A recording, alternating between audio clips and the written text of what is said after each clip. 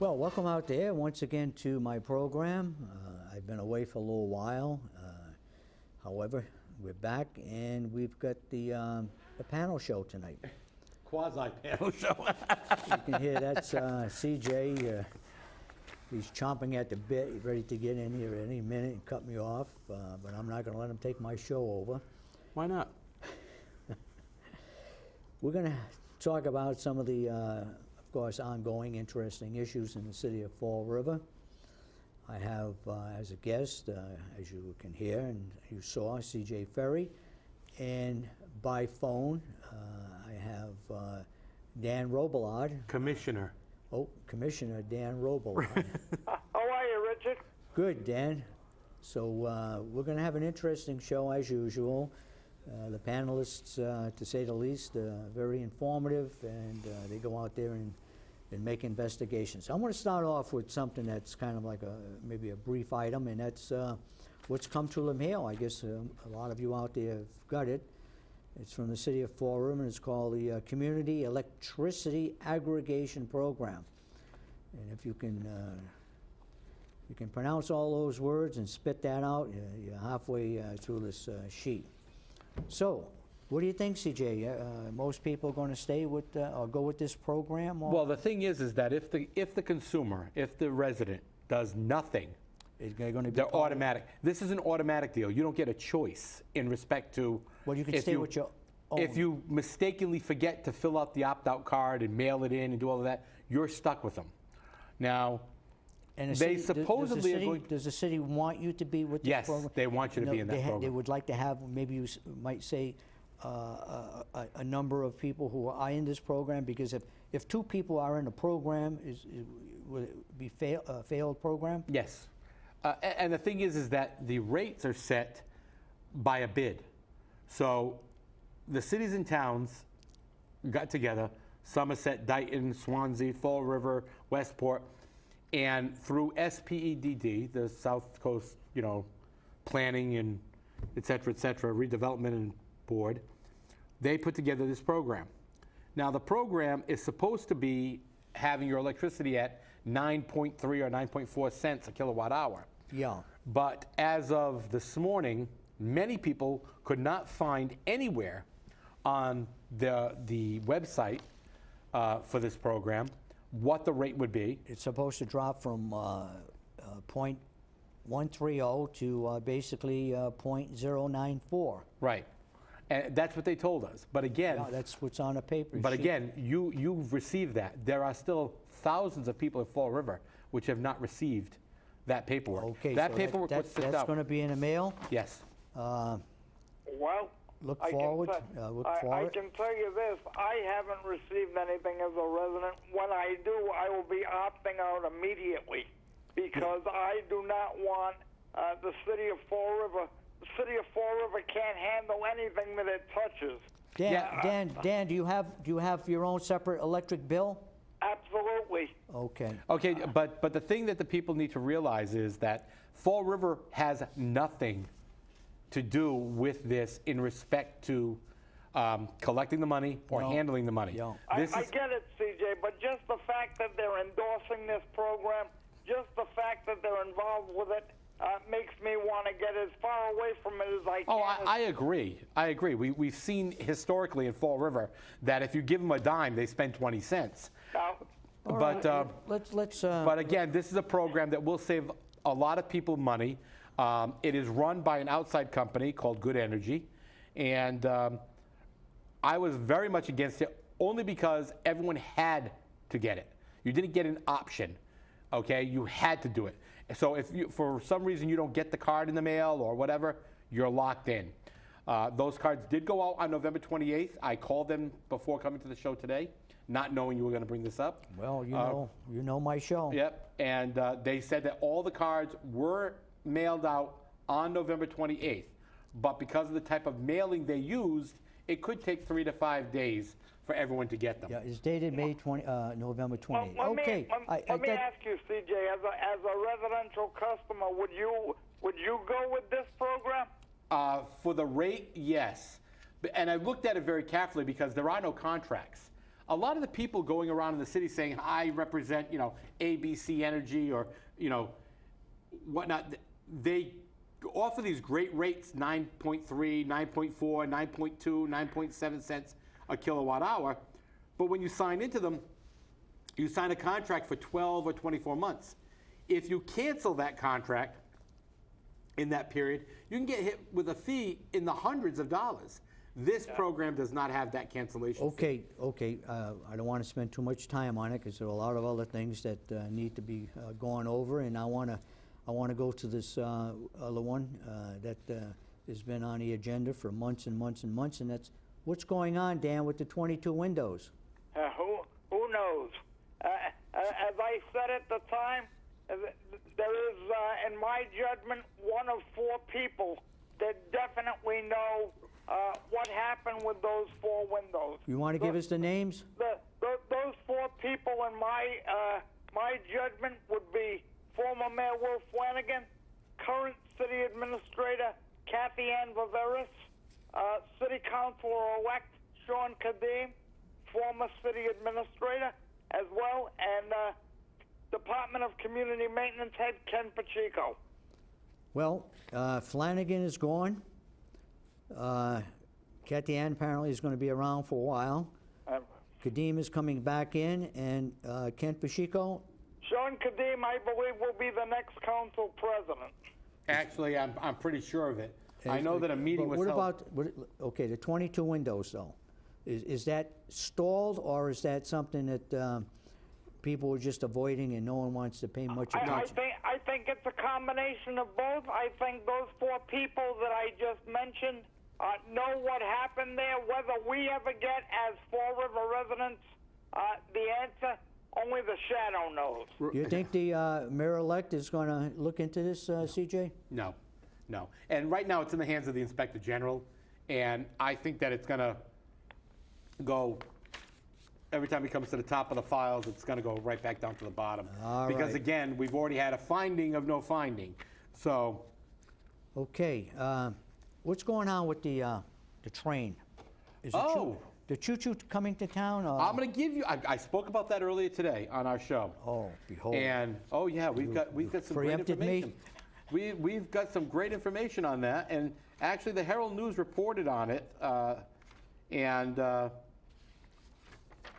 House Transportation Chair suggests new funding method for South Coast Rail. Guess how? How? A value-added charge, otherwise known as a value-added tax. To what? The property taxes along the rail route will pay their tax fees to the MBTA. And if someone lives in Providence and they happen to They don't have to worry about it. They get the benefit. Now, here's the other part of this program. The cities and towns along the rail route, not only for South Coast Rail, but also for the extension of the Green Line, will have to share in the losses of the MBTA along that. Suppose you're not along the line, you live in the south end of Fall River. Then you're not going to get that value-added charge. So you have to be in a butter of the line, so You're going to be along that line. Now, that may be an assessment on the entire city. We don't know yet. Because it's going to serve the city. Right. This is one of the issues that they want to fund it with. Personally, I think this is going to die in the House. But I think one of the bigger things we have to look at the fact is they'll find any way possible to get around sending the train to Fall River? Mass General Law 59, Section 21C, which is Prop 2.5. Okay? And they do this regularly. Now, is South Coast Rail that important to the taxpayers that they're willing to pay an additional tax, or you should say an additional fee or charge or whatever they want to call it? Do they ever ask the taxpayer? No, of course not. So, Dan, is the train coming to town? Or well, maybe by the time I'm 75, it'll be here. Hopefully, I'm still able to get around. That will be the floating trains then, Danny. But CJ, this fee, this tax, as you described it ably, both on your show today and now, this reminds me of the CPA tax, Community Preservation Act in Fall River. Another way to really give the shaft to the taxpayers. Oh yeah. Only this one's on the state level, And we did it with the sanitation fund. We transferred $1.2 million into the sanitation fund. I don't utilize sanitation services. Why are my tax dollars being used for that? By doing that, they created another tax. But the DOR says if you don't like it, file a lawsuit. Okay, we got the mayor-elect, and what did he say about pay-as-you-throw? He hasn't said much that I've heard. He hasn't said anything on pay-as-you-throw. But what did he say during the campaign? Oh, during the campaign, he was going to get rid of that sanitation fee. Is that going to be? He supports pay-as-you-throw. Let's make it very clear, people. Mayor-elect Jason Correa has said since the implementation of the purple bags that he supports pay-as-you-throw. Well, what did he say when he was running as? He still supported pay-as-you-throw. He did not do pull that away. He said that he did not believe in the sanitation fund. He wanted to abolish the sanitation fund and privatize. No, he never said he wanted to privatize. He wanted to look at all other options, and he kept talking about a public-private partnership, which we know. I'll tell you, Richard, and this is just my opinion. Go ahead, Dan. If he does not get rid of that sanitation fee, but by the 17 budget, I think he'll be in big trouble. Okay, if you look historically at the last 3 mayors now, they've all had policies that have spelled their political demise. And if he does not get rid of that sanitation fee tax as he said he would, that could be his demise very early. You think and that's? If I look at his transition team, or whatever you want to call it, some of those names, and some of those people listed, also could spell his demise going forward. Okay, oh, there's no question about that. Let me follow up, Dan, with what you just said. What is that? What is the implication of that remark in regards to the people on a transition team? It's not a transition team, it's an advisory team. Okay, Dan. what were you getting at in a roundabout way? Well, in a roundabout way, as a citizen, I'm not satisfied with many of the choices. And you could tell that 1/3 of these were for political reasons. Another third was mending fences, and the final third was to give his supporters a sense of authority and power. Now, I've served on transition teams for mayors, and I'll tell you right now, these are the biggest joke in the world because we do nothing, we say nothing, and what happens is they turn around and the mayor does whatever he wants to do anyhow. And that's the problem. And when you look at some of these names, you have to start laughing, okay? And you look at let's just look at the Special Committee on Waterfront Development. Again, and I'm going to quote the mayor-elect, I'm going to hire the youngest and brightest people for the jobs in Fall River. So one of the names on his Special Committee for Waterfront is Aaron Kudo. He's a kid. Who is he? He's the son of Larry Kudo. He is Commonwealth Landing. So right there you have a kid. One of the supporters. One of his major supporters, okay? So right here you have a kid that really doesn't have an idea about economic development or development in the waterfront. His dad does. Tony Cordero does, all right? And I'm not trying to minimize this kid's value for some things, but the person who should have been there was Larry Kudo, not his son. Now you go up the line a little bit further, you look at the Organizational Management and City Finances Committee. All right, you have Dave Hebert, all right, you have Holly Hill Baptista, you have Aaron Tetrol, which is so far connected into the political world in Fall River, I mean, the tentacles are everywhere, and then you have Mike Mioza. Is this a mending fences, or is this just, let's get the charter commissioner on board, the president of the charter commission? What do you mean by mending fences? Well, because there's a lot of fences that have to be mended from the city council world. Okay, when they served on the city council. Now, you have a chairman of the Charter Commission, and we have a Charter Commissioner right here on with us. And if you want to keep control of the charter and what gets changed, what do? You put the people in control of that commission on your advisory committee. Dan, you go along with that?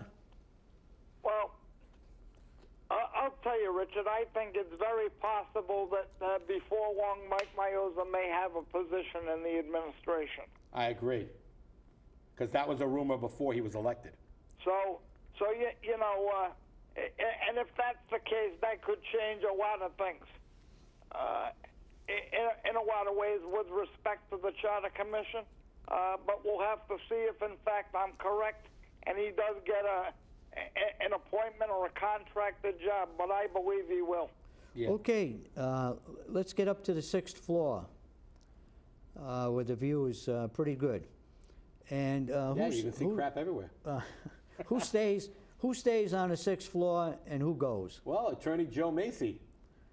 Stays. Is staying. His contract is in effect, and he's not going to get rid of him. So we're going to still pay $92,000 a year for a part-time attorney. Now, which, by the way, wasn't the mayor-elect a little? oh yeah, and he spoke highly against it. But this is politics in Fall River. They hope you forget. So what happens is we're going to keep Joe Macy on as corporate counselor. Okay. He's working part-time. 18 and a half hours. 18 and a half hours. For how much? For $92,000 a year. And Jezio, the mayor-elect, thinks that... That's okay. That's okay. He's keeping Kathy Ann Viveris on, okay? As she was titled by Mark Dion, which I thought was, very interesting, she was, she's the apologist. She's the city apologist. She apologizes for everything. She makes the excuses. And then the special assistant position that Sam Sutter created in ordinance, which nobody in Fall River really wanted. And what's happening there? False Fiore got it. Okay, special assistant. That Special was, assistant.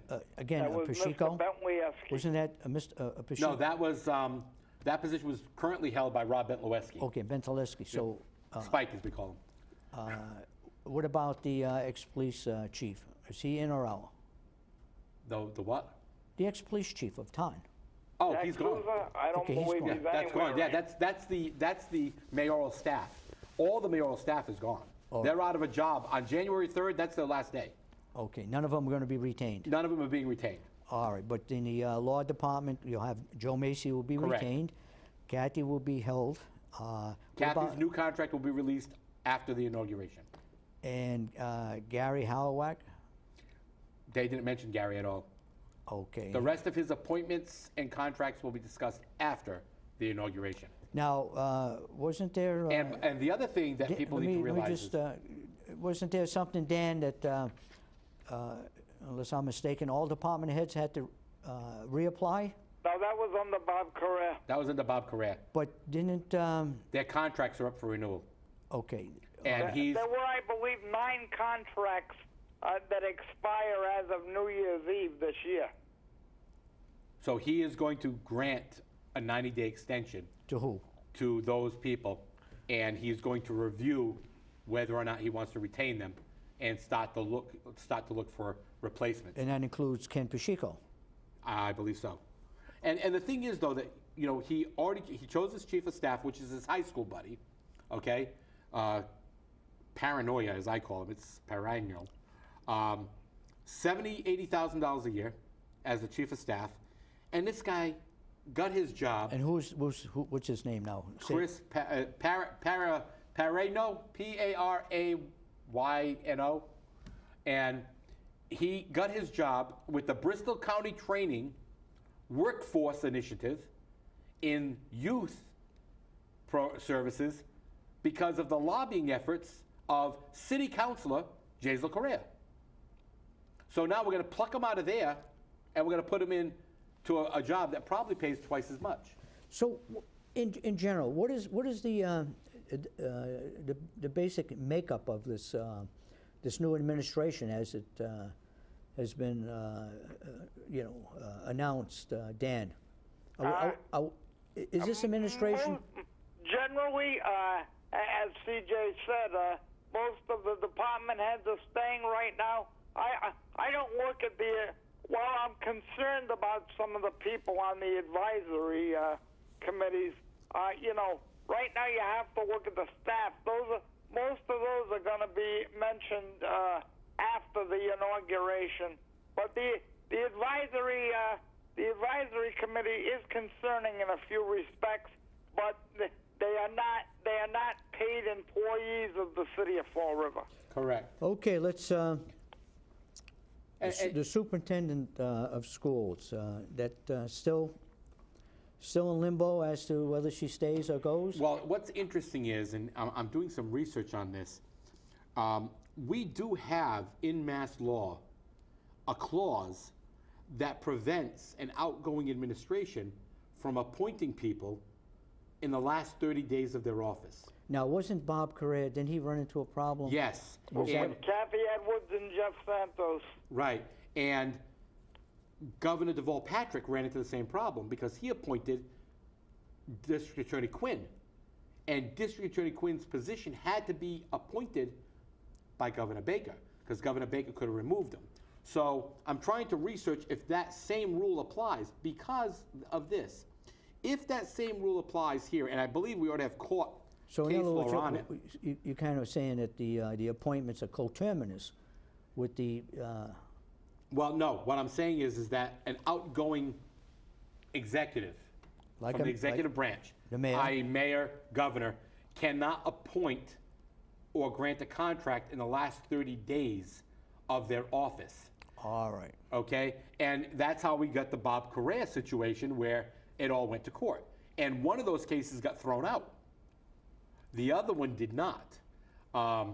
And I don't know if the city settled on it yet or not, but you know, there's a big question on this. Yeah, And- it had to do with whether the appointment is political or not, something to that effect. Exactly. And now we're going to look at the same thing because one of the comments from the presiding mayor, C. Samuel Sutter, was, I have a lot of business that I have yet to complete before the end of my term, one of which being Meg Mayo Brown's contract.